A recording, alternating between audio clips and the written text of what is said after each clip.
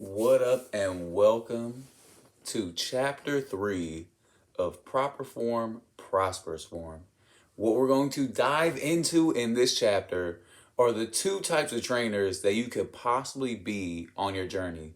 One is a parent trainer, and the other is a God trainer. We're going to dive in to what is the difference between the two and which one I think you should be more like. So first off, what's a parent trainer? In my opinion, training works like this. Somebody comes into your door, they're unhealthy, or they want to look a certain way that they don't look now, and they're coming to you for guidance. The same way a child goes to their parent for guidance in life. What you will do during this journey is educate them, uplift them, make them feel better the same way a parent would to a child. And then eventually one day, they do not need you anymore. That is the happiest day for a parent trainer, is when your client, who is your child, goes, I feel comfortable with all the things that you've taught me, and now I'm going to go out into the world and I'm going to do those things. Or they come back to you for a tune-up every once in a while to stay in shape, but they don't need you on a daily basis. Like I said, for me personally, I love when a client can do this because it just shows growth. And when they go out into the world, they will preach your name, and people will come up to them and go, you look amazing. Where did you get this new look? Where'd you get this new energy? They will say your name. Those people come to you. So now they leave as your calling card. That is, in my opinion, the best reason why you should want to be a parent trainer. What is a God trainer? Literally the complete opposite. A God trainer is somebody that wants you to worship them, somebody that needs praise. They are the star of the show. The client is the backdrop. If a client ever tries to leave them, they will shun them, they will whip them, they will talk shit about them the whole way. God trainers to me are the worst trainers on the planet because, like I said, they don't care about their clients as much as they care about themselves, as much as they care about their brand. And if a client decides to go to other people, they feel so offended, their egos get so broken, and they don't know how to rebound. Worst trainer on the fucking planet. I cannot stand it. And the sad part is, it's about a 50-50 split in this industry between parent trainers and God trainers.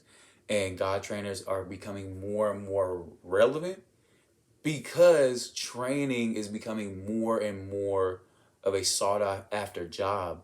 And parent trainers, in my opinion, are people that have gone to school, gotten an education, played sports, really live and breathe fitness now and their whole life. A God trainer is somebody that got an online certificate. They look good in the gym. They're very egocentric. They probably didn't play sports. They probably worked in lines of sales and they're good at bullshitting. But they're in it more for the money, the fame, and themselves than they are the growth of the actual client. What is your client's, or like, what's your client's needs? First, your client needs guidance. How the fuck could you guide as a God trainer if you're not even focused on where they want to go? You're only focused on where you want to go. And instead of you listening to their needs and instead of you giving them what they want, you're giving them what you think that they should get and what you think that they want and not even listening. You don't even know where the fuck to guide them. Parent trainers, they listen, they acknowledge, and they build you to the point where you can get to where you need to go. Personally, I used to have a client that when she came to me said, I just want to do pull-ups. I want to do a pull-up. I said, well, what did your last trainer have you do? Never had me do pull-ups. And I said, what? And then she goes, yeah, they never even listened to what she was saying. About a month and a half later, she was knocking out 5 pull-ups. Because if you want to do pull-ups, you should strengthen your lats and actually attempt doing pull-ups. And that's how you'll get better. But a lot of these God trainers, they don't listen to that. They just want to give what they want to give.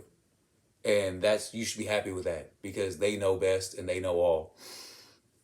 They need to be the star of the show. These are people that are in a very vulnerable state where they don't like how they look, they do not like how they feel, and you need to build them to the point where they actually finally feel like the star of the show. These people always feel like they're in the backdrop. So if they go to a God trainer, they're gonna still feel like they're in the backdrop. They're gonna go right back to how they comfortably feel, which means they won't be successful. Because if you're very comfortable, you're probably not that successful. So if you run into a God trainer and they're not making you the star of the show, then that means you fall back into slump. You fall back into being a backdrop. You do not strive to be stronger and better. The God trainer will be stronger and better because he's also making money off of you and you're just sitting there sucking his teeth. But at the end of the fucking day, you're not getting better. And I think God trainers do a horrible job at building a human being for longevity. Because with God trainers, they don't want longevity. Because if you get better and better and better to the point where you don't need them, then they lose income and they do not rely on their education and their self-worth to get more clients. Clients need a healthy kick in the ass. Parent trainers know how far to push you without pushing you over the edge. A strong kick in the ass with a smile on your face will get your clients to get to a position that they've never been before. Stronger, feeling better, looking better, acting better. But as God trainers, like I said, they don't want to kick you in the ass too hard. Because if they kick you in the ass too hard, they have no education, or their education is minimal.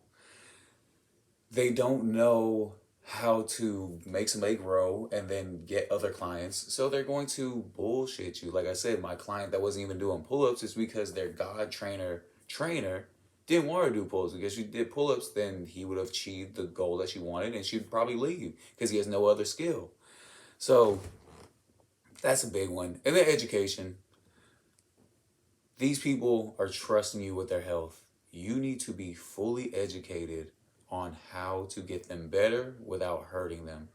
Most God trainers have egos so big that they either don't want to listen to another trainer educating them, or they think they just know it all to begin with. And those people get a lot of people hurt. Ego will always get people hurt. And those are the major things. If I'm going to now just dive all the way into it, you as a trainer have two choices. I broke down the pros and the cons.